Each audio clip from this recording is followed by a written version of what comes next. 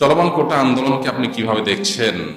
আমরা এর আগে আমাদের একটা লাইভ অনুষ্ঠানে বলেছিলাম যে মৌলিকভাবে মৌলিকভাবে আহ, কোনো মানুষ পিছিয়ে আছে, দুর্বল, অসুস্থ, তাদেরকে ছাড় দেওয়া, অগ্রাধিকার দেওয়া, এটা দোষের কিছু না। এবং সেই সাথে বিশেষ কোনো অবদান কেউ রেখেছে, তাদেরকে প্রণোদনা বা বিশেষ কোনো সুবিধা দেওয়া, এটা মৌলিকভাবে দোষের কিছু না।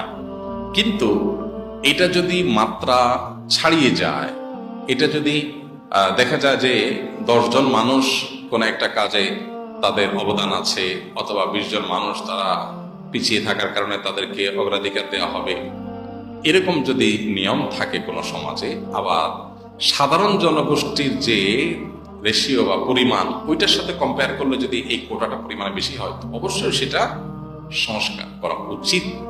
এবং অতিরিক্ত কোটা সেক্ষেত্রে অন্যায় হতে পারে। এই সমস্ত ক্ষেত্রে আমাদের দেশে সাধারণত রাজনৈতিক বিবেচনাতে ডিসিশন নেওয়া হয়, মানুষের স্বার্থ সাধারণত বিবেচনা করা হয় না। এটা খুবই দুঃখজনক এবং বেদনাদায়ক অধ্যায়। দেখুন, নবী করিম সাল্লাল্লাহু আলাইহি সাল্লামের সাহাবা ইকরাম যারা জিহাদ করেছেন বা যারা বিভিন্ন অবদান রেখেছেন দ্বীনের জন্য, তাদের আল্লাহর বিধান অনুযায়ী জিহাদ থেকে লব্ধ যে সম্পদ, সেগুলো বন্টনের ক্ষেত্রে তারা ভাগ পেয়েছেন। এর বাইরে রাষ্ট্রীয় সম্পদ থেকে বা অন্যান্য কিছু থেকে নবী করিম সাল্লাল্লাহু আলাইহি সাল্লাম তাদের বংশধরদেরকে ফ্যাসিলিটিস দেওয়া, এটা করেন নাই। আমাদের দেশে কোটার ক্ষেত্রে একটা জায়গাতে আমার গুরুতর আপত্তি আছে, এবং আমার আপত্তি করার কারণে হয়তো এক শ্রেণী মানুষ তারা আবার সেটা নিয়ে আপত্তি করবেন। সেটা হলো, আমাদের দেশে মেয়েদের চাকরি দেওয়ার ক্ষেত্রে কিছু কিছু জায়গায় তাদের কোটা এত বেশি রাখা হয়েছে যে ছেলেদের মধ্যে বেকারত্বের পরিমাণ দিন দিন বাড়ছে। এই যে আপনার নার্সিং পেশা মেয়েদের কোটা অনেক বেশি, যার কারণে ছেলেরা চাইলেও এখানে রোগীদের সেবার কাজে আসতে পারছে না।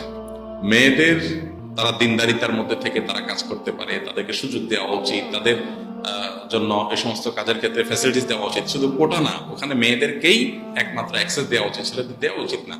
যেমন মেয়েদের যেখানে সার্ভিস হবে, এরকম জায়গায় মেয়েরাই শুধু অ্যাক্সেস পাবে। এটা ইসলামের কথা বলে, ইসলামের কথা বলে, এখানে পুরুষদের অ্যাক্সেস দেওয়াই উচিত না। এখন দেখা যায় উল্টা করে ফেলানো হয়। তো এই কাজগুলো অনুচিত। বিশেষ করে মেয়েদেরকে অতিরিক্ত কোটা দিতে গিয়ে দেখা যায় পুরুষদের মধ্যে, ছেলেদের মধ্যে শত শত হাজার হাজার যুবক তারা রাস্তা রাস্তা করছে, তাদের কোনো কর্মসংস্থান হচ্ছে না।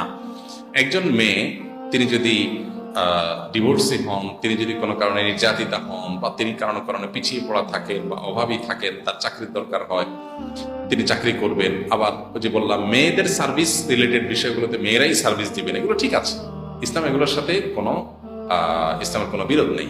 কিন্তু যেখানে জেনারেল জগৎ, সেখানে আপনি কোটা করে করে ছেলেদেরকে আপনার পিছিয়ে রাখবেন, তো এই ছেলেরা কি করবে? তারা সন্ত্রাসের দিকে যাবে, মাদকের দিকে যাবে।